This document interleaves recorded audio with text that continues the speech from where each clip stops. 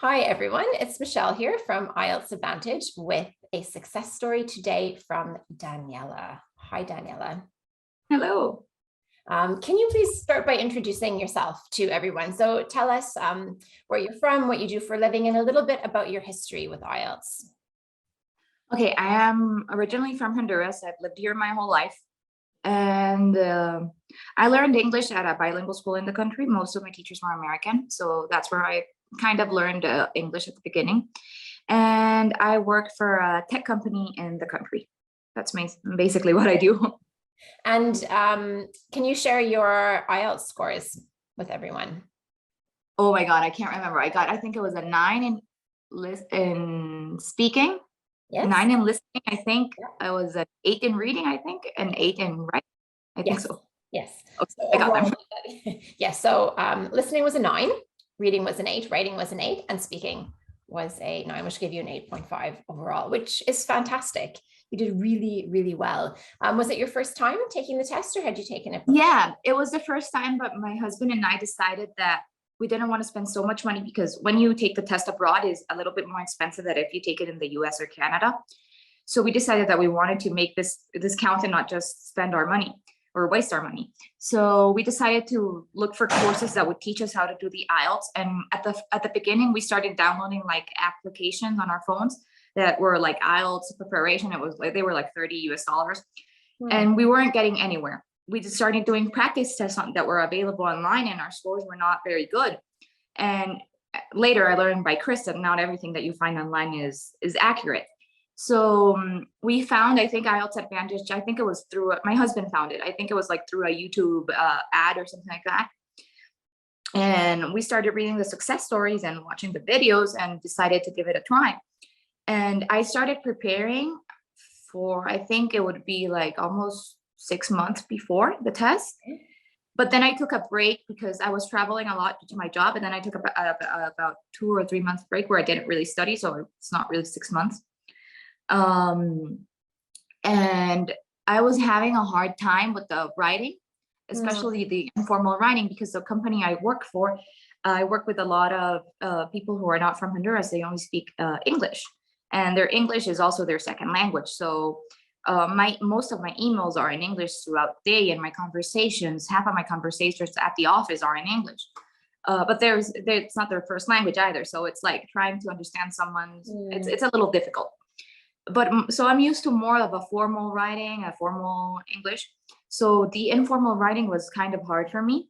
I was getting like a 6.5 in the writing for the informal, and for the formal, I would get like a good score, like a decent score. And the IELTS was about to come, and I decided to just give it a try. I mean, because if I didn't take it right now, because I took it like a month ago, if I didn't take it then, I was not going to be able to do it until maybe September, October, and I wanted to have it ready. So I decided to give it a try, and actually, I did better than I expected. I don't know if it was the pressure or maybe, I don't know, or the practice, because I did practice. Yeah, and some people, like a little bit of pressure is good, and some people really thrive under a bit of pressure and in a situation. So yeah, it could have actually spurred you on to do better. But on your actual test, did you get an informal letter or a formal letter? No, it was a formal one, so that helped me. But I never got an 8 with the writing course. I never got an 8. So I think I did a little bit better, and I thought I did really bad when I was doing it. I thought I did really bad. One of the mistakes that I was constantly making in my writing was that my sentences were too long. I was not using periods or commas where I needed to. And I think I kind of remembered that during the test, so I was more aware of that. And my other really where I would made the most mistakes, I think, was spelling, which affects you basically in all of the tests if you're not good at spelling, and I'm the worst at spelling. My husband is really good at it, but I'm the worst. So in the mornings we would practice, like he would give me a word, and I would try to spell it, because when we're on our way to work, he drops me off and then he picks me up at the end of the day. And he would give me a word and we would do that back and forth. And usually he knew how to spell them and I didn't. But I think how that got me thinking how to spell words. And then I started reading the spelling rules, a lot of the spelling rules, because the I before E except after C, those types of rules, those were the mistakes that I was making. So Hmm. after I was made aware that those were some of my mistakes in writing, I was able to think more about them during the exam and practice them. I mean, because my mistakes were not vocabulary, or it was more like spelling and the sentence. That was most mistakes. Yeah, it's things that, I mean, like as you said, you work in English and you're sending emails in English all the time, and punctuation mistakes, spelling mistakes. I mean, yes, okay, you prefer not to make them to be professional, but it doesn't really interfere with your ability to communicate, does it? Yeah, correct. And we use Outlook, and Outlook has an autocorrect function. So everything is underlined when they think it's wrong, or so it's like you're writing in Word. So you don't have to think much about it. Yeah. It's once you know though what mistakes you make, you can just focus on those few. Correct. mistakes. Yeah, because when I started before IELTS Advantage, I didn't even know where to start or what were my mistakes. But after someone checked it for me and they told me, okay, these are the things that you need to improve, it was much easier for me to work on those. So would you say that writing was the part of the test that you struggled with the most? Yeah, definitely. Writing and listening. Listening, I don't know how I got a 9, because I was not getting, I think it was 8, the maximum score I got, like around 7 and 8, and I needed an 8. So I was very worried about listening. My attention span is very short. I'm like a goldfish, so I thought I was gonna totally zone out or something during the test. And because that used to happen to me during the practice, but I did all of the practice tests that were on the course. And we had bought another ones. I think it was from IELTS book, or I can't remember where we got it from. My husband bought another book, and I did all of them, and I was having trouble. I was very lucky also because I couldn't get the mapped one for listening, that there's a map. I never, for some reason, to me, it was very hard to know where to start, where I was standing. If the map didn't say directly start here, I got lost. I started at a different place, and I would get confused, totally confused. The maps were the hardest ones for me. But during the test, I didn't get any of those. So that was very good for me. I think that if I would have gotten a map, my score would have been lower. A lot of students struggle with the map questions. It's not a kind of listening that we really engage in our daily life. I mean, we do not really give directions to each other anymore, do we? Because we've got you send a pin to somebody. We're not really correct. Yeah, I think that's why. And for listening, in Honduras, most of the people have Netflix. Netflix is the way of entertainment. So everything would be in English at our house. But I think those, and I would listen to podcasts throughout the day. But I think those things are not really related to the map. It's not the same type of listening. So that made it harder for me. But I'm glad I didn't get that one on the test. Yes. The thing is, you can never prepare for a certain topic or a certain kind of question. You get what you get. And that's my took the test the same day, and he did get a map. But for him, the map was easy. He said it was one of the easiest parts of the listening test. But for me, it wasn't. Different minds work differently, don't they? Yeah, correct. Yeah, totally. And like every single student has their own set of weaknesses and things that they need to improve and mistakes to fix. And you must have found that because you were preparing with your husband and you said he was a good speller and you weren't a good speller. You couldn't. Correct. Yeah, totally different. Yeah. And I think what's nice about our course is that we just focus students on their own mistakes. And it can be a little bit difficult, I think, for students sometimes to know how to manage their time, because it's not like you join our course and we tell you on day 1, you have to do this. On day 2, you have to, on day 3, you have to do that. And you just sort of plod along. It's like everybody's different. Everybody's got different weaknesses. But once you know what yours are and you're laser focused on fixing them and you overcome them, then you can increase your scores quite quickly. Yeah, and that's a very good strategy, because in my case, when I started preparing for IELTS before I paid for the IELTS Advantage, I thought it was so much information, so much things that I needed to learn, and I didn't know where I was standing, what was my baseline. Like, am I a 9 at speaking, or am I a 6 at speaking? What will they consider? And after doing the first speaking test, the mock speaking test. Okay, you're right, that's what they call it. He told me I was around an 8.5. So I decided, you know what, I'm not going to worry about speaking. I'm going to focus in listening and writing, which are my hardest ones. And I never got to reading because it was time to take the test. So I actually, after listening, I was going to start reading, but I didn't have time because listening took so much of my time because I couldn't get the score consistently. So that's why I spent more time in listening. And it was good because then for me, the IELTS was, instead of being four as sub-test, it was only 3 because I knew that was not my issue anymore. So it does make it easier. Yes. You prepared at the same time as your husband, and your scores were a bit higher than his. Yeah. So, and you did so well. I mean, you got 2 9s, which is incredible, and 2 8s. Do you want to talk a little bit about how you managed to get the scores that you did, and your husband was like, his scores were a bit lower than yours, and why you think that happened? Well, both of us were raised in Honduras. Both of us are native from here. And we both went to a bilingual school. However, the bilingual school he went to, the teachers were not American. In my case, they were. I think I also have another element that really helped me, at least with listening and pronunciation and everything that has to do with speaking, is that my mom lived in Belize. Belize is a native English speaker country for 21 years. And it was before Belize was still a British colony. So their English at that time was more like a British English. And my mom speaks English perfectly. Like, she lived there from when she was 1 year old to when she came back when she was 21. So her first language is actually English.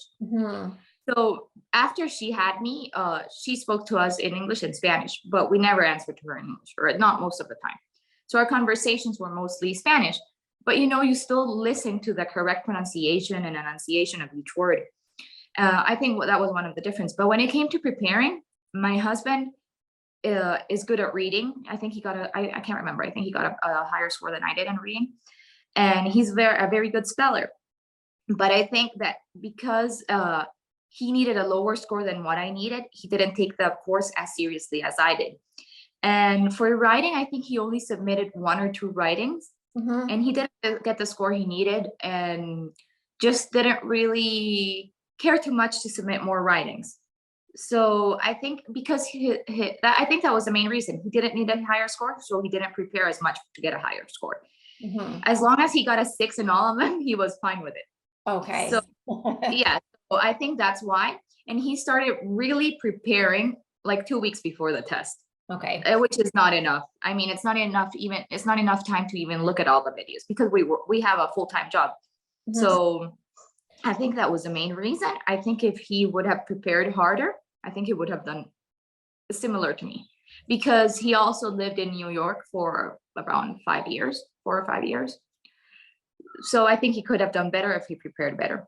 I think, in my opinion, even if you're a native speaker and you don't speak any other language and you go into this test without preparing, most likely you won't get 9999.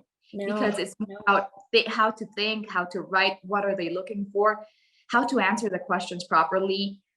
I think you really need to prepare, even if your English is perfect. No, you're absolutely right. There's 2 aspects to it. There's like your English level, like, do you have the grammar and the vocabulary that you need? Can you communicate? And then it's knowing exactly what the examiner expects and giving them exactly what they expect. So, I think your example of your experience and your husband's experience is a good one, because you both had, a good level of English. Okay. So you were sort of more immersed in it from an early age, but you put in quite a bit of hard work still to learn exactly what you had to do in the different parts of the test. Yeah. And another thing was that one other thing that we did to prepare was that I told him, okay, we're going to start speaking English at home. And, I had the advantage of having someone at my house that speaks English. So it's just the 2 of us here. And I was like, okay, we're only going to speak English so that we start thinking in English. He wasn't liking it. Honestly, I would speak in English to him and he would answer me in Spanish. And he refused. I don't know why. He totally refused to speak to me in English. I don't know why.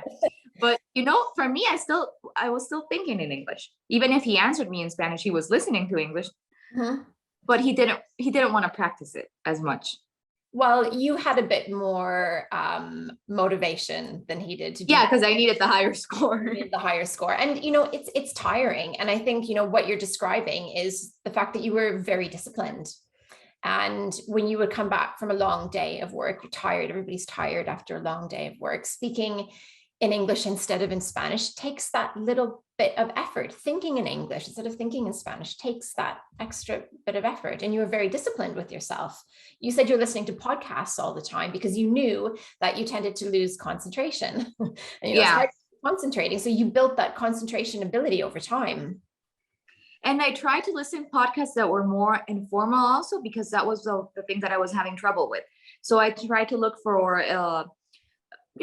makeup stuff and things I'm interested that were more of an informal podcast instead of such serious ones, so that I could pick up on more vocabulary for informal work. So many of our VIP students work in English, like with other non-native English speakers, and bring that formality to the speaking part and to the general training informal letters. And it's hard to learn like a different way of speaking. It's like kind of, it's not a new language, but it is a completely different way of speaking, different grammar, different words, and it takes a bit of practice. And sometimes when you work with a company that has other non-native speakers, but their first language is different than yours, your English gets worse. I don't know. For some reason, to me, that happened. I've picked up some certain words that I know they're not correct, but they are I work with Chinese, and they are native to when the Chinese, not native, but they're the words that Chinese use when they learn English, or certain pronunciations of certain words, and I've picked them up and they're not correct. So I tell everybody that my English has gotten worse after I graduated from high school, because it's the way they speak English. If your first language is not the same as Spanish, they speak English differently, and you can tell. So you pick up on certain words or certain expressions that maybe you think they sound correct, but they're really not. So that happened to me a lot also. So I had to really think, is that correct or not? And be sure of it. You're right. And it can be quite frustrating because there's like English in actual everyday life, and there's different forms of English. And as long as you're communicating and you're understanding each other, it's fine. But when it comes to the IELTS test, it's a test. Not fine. Yeah. And the only thing that causes students to fail the IELTS test is mistakes. And so it's just learning, like, what does the examiner expect? Is it going to be a mistake or is it not a mistake? And once you know that, then, okay, it doesn't mean you can do it automatically, but you know what you're aiming for. And it's a lot simpler that way. Yeah. And another thing that was very helpful for me was actually listening to the videos, because there are things like, for example, the reading test will say answer with 2 words, no more than 2 words. And, naturally, at the first time that I was practicing or listening, sorry, because I didn't practice reading, were the one I would write more than 2 words, like what I thought I heard. So those types of things that Chris mentions in his videos are very important when you take the test. Like, make sure you really pay attention to how many words you need to put there. For my reading, I thought it was the same logic as the listening. And when I came back, because I had some time after my test, I still had like 10 minutes to check because I finished early. I realized I was not following in a couple of the questions. I had written more words than I needed to. So I went back and corrected them. I don't know if they were correct because I didn't get a 9, but that was one of the things that I think it's very important for everybody to pay attention to, that you're actually following the instructions in reading. And it's really easy when you're under a bit of time pressure to kind of gloss over the instructions and just immediately start with the questions.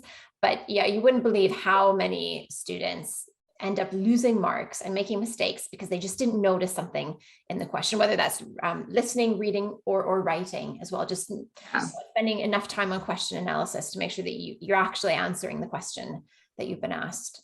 Yeah, that's a good point. So Daniela, I think that a lot of students watching this video want to know, how you got a 9 in speaking. I don't know. I didn't expect to get a 9. Honestly, I expected to get an 8. But like I was mentioning, one of the things that I did was practice most of the time with my husband. I would speak to him in English, and I would try to think in English. At my job, I was forced in a way to speak in English. At least every day I would have maybe about an hour, a 2-hour meeting in English. So that would force me to speak English. And I had the blessing that my mother's native language is English, because she learned Spanish until she was much older. She was in her 20s and she learned Spanish. So her English is obviously perfect. So I would tell her, okay, mom, I'll call you, let's speak in English, because she doesn't live here in Honduras. So I'd call her and we would have a conversation in English, and she's lived in Honduras for more than 20 years. So she tends to switch to Spanish at this point. But I would ask her to speak to me in English. And my mom has lived outside of a English speaking country for more than 20 years. So she doesn't know as much native expressions as she used to. But my aunt lives in the States. So if I had like a question or like, how would you say this more natively? I would ask her, I would send her a text and I would ask her. Or if I had a trouble pronunciating certain words, I would ask her, like Tia, which is what I call her. Tia, how would you pronounce this? Or how would you say certain things in English? And she would answer me how she would say it as an American, because she's lived there for, I can't even, like, maybe more than 20 years. So I had that. But mostly forcing myself to speak English, because, you know, if you only speak it during the mock test or you only do it for an hour, I think you're not getting enough of it. I think you need to start thinking in English. I think the biggest mistake that we make is when you learn another language is translating directly how you would say it in your native language. And I think that's something you need to stop doing. You should not think in English and translate it directly to, I mean, not speaking your native language and translate it to English. You should try to form the sentences in English directly.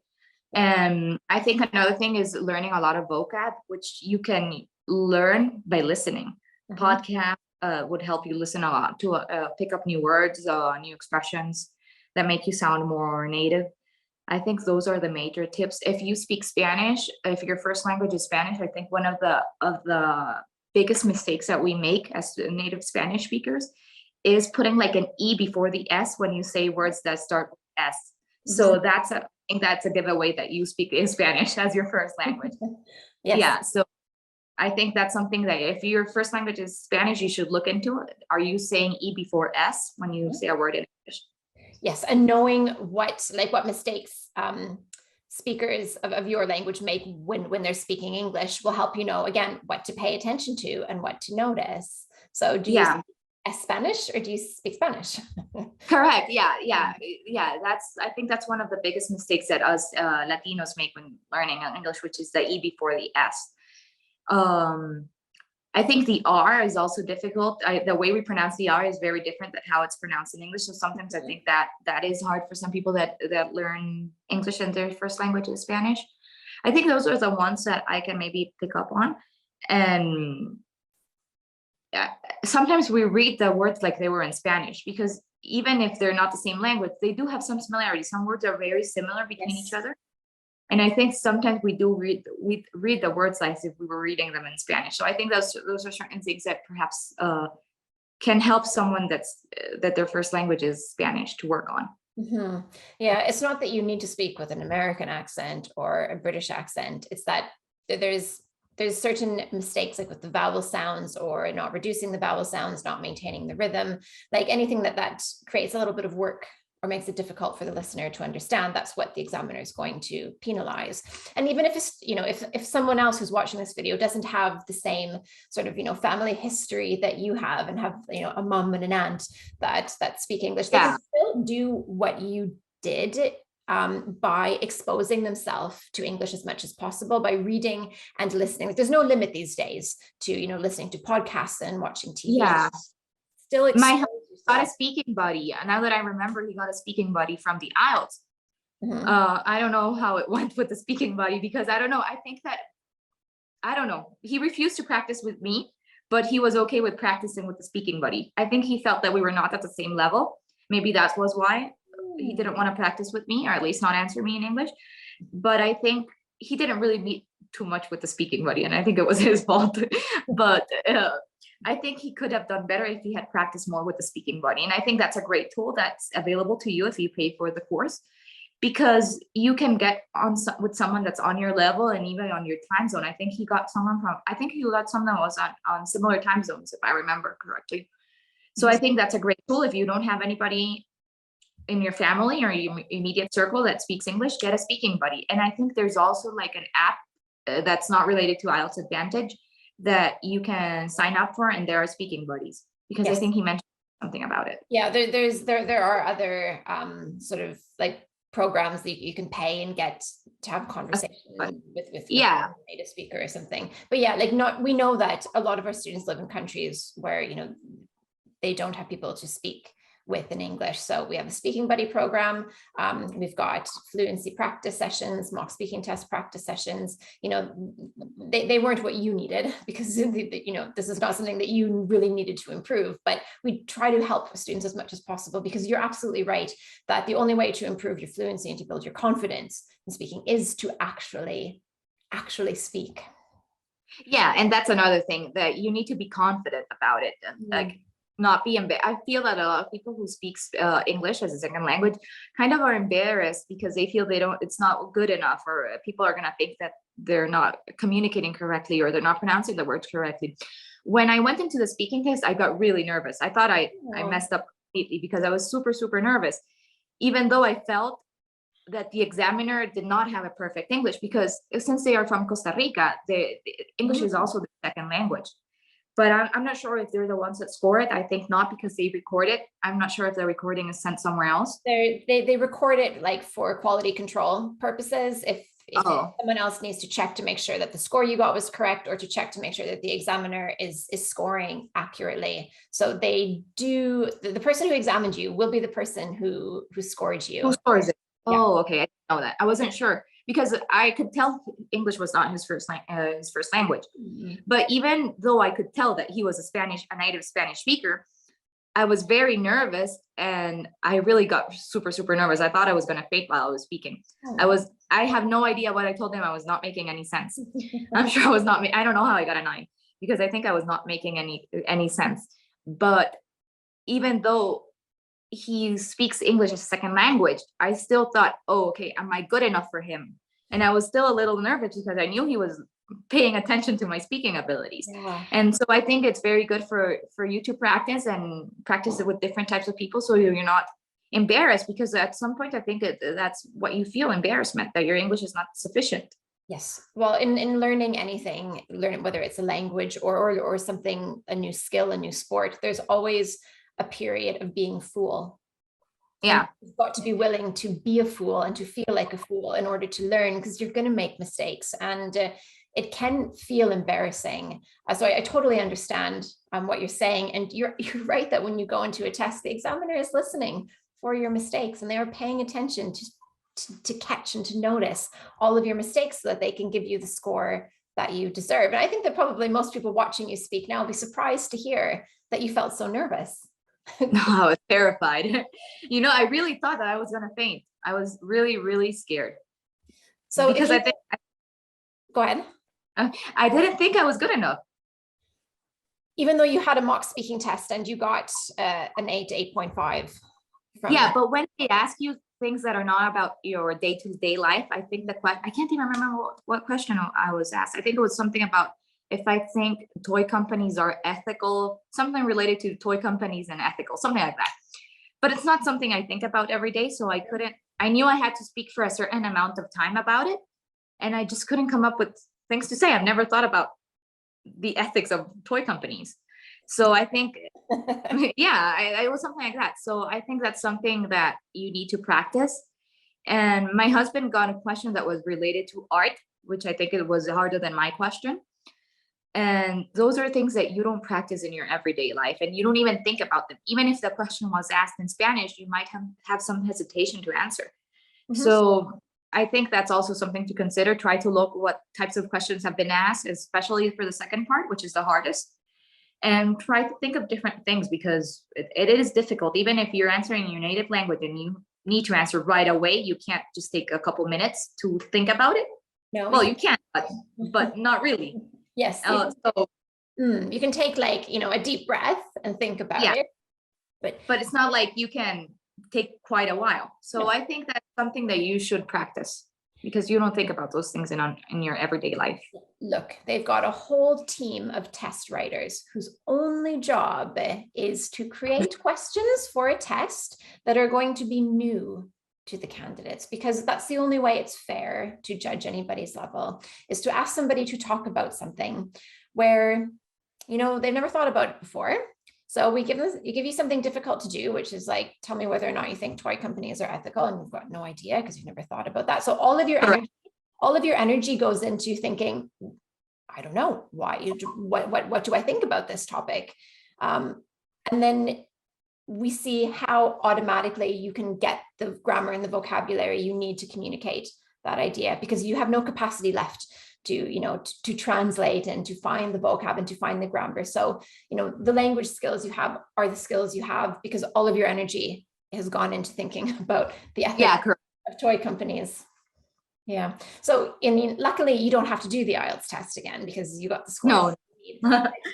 No.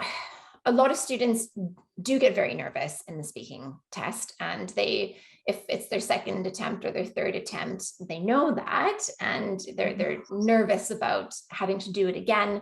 What advice would you give to someone who's nervous about the speaking test? Or if you had to do it again, is there anything that you would do to sort of deal with your nervousness? I think an advice that I would give anybody is that, test takers see so many people, listen to so many people speaking English with a variety of levels, a variety of accents, pronunciations, and everything. And they don't care about you. It sounds weird, but if they or it doesn't sound good. They don't care about you as a person. They're there to do a job like you do every day at your job, and they don't really care about. They're not thinking less of you because your English is not good. All they're doing is fulfilling the job and trying to get out and go home. So I think that's something that I would tell myself if I were to retake the test is, okay, there's 20 other people taking the test with you. They don't care about you as Daniela. They care about getting their job done, scoring it, and leaving. So I think that's something I would think about. And scoring it accurately, because if they make a mistake with your score, and what like an examiner trainer checks them and they find they've made a mistake, well, then their job's in jeopardy and they don't want to lose their job. So they've got a vested interest in giving you the score that you deserve. No, you're right. It's never personal. And I think that's the challenge. So in a test situation, or even when you're practicing, like when we tell our VIP students, like, these are your mistakes in writing and these are your mistakes in speaking, you've got to stop making these mistakes. I think it's like a human tendency to take it personally. We always need to remember that it's, whatever score you get on the IELTS test is just your IELTS score. It's not you. Like, you are not a 9 and you are not a 6.5. Like, you are you, and it's separate from your IELTS score. And if you were to ask an examiner like a month after if they remember you, most likely they won't even recall. Nope. The only things I remember from being an examiner is when I made a mistake with the score. Oh, right? And that, like, I know that one time I made a mistake with the score when I had first started, and like I'll never forget that instance. But it's because it was me and it was my mistake, and it stuck with me. But it was not the other person. Like, you don't remember the mistakes, or no, you can't pick each mistake that each student made when you were examining. No. Yeah, so I think that's something to keep in mind when you're taking the test, and perhaps that will help you feel more confident. They don't really care about you. And they don't care about like stopping you from getting the score that you need either. And that's exactly. It's not personal. No, it's not like they don't want you to move to the UK or Canada or something like that. No, not at all. In fact, it's probably a bit of the opposite. It's like when you're an examiner and you're living in a different country and you're examining people from that country and you live in that country and you work with these people, it's like most people don't wish others, ill. You hope that the candidate's able to do their best, and you hope that they're able to relax as much as possible and show you, like their best ability. That's what we want to see. Hey, Chris here again. Hopefully you enjoyed that success story video. That student was part of our IELTS VIP course, and on that course we show students exactly where they're going wrong and exactly what to do to get the score that they need, and we give them all the help and support that they need in order to get a 7, 8 or even 9 in their IELTS test. Now, we only work with a really small number of students. Because of the level of help and feedback and support that we give students, we can only work with a very small number of them. But we also have more success stories than any other online or offline course in the world, which has created a huge amount of demand for our course. So we're the only course in the world, I believe, that has a very long waiting list. If you want to join that waiting list, all you have to do is just click here and you'll be able to add your name, add your email address, and then when one of our students becomes successful and leaves the course, the next position can be for you. Hopefully see you in there. Bye-bye.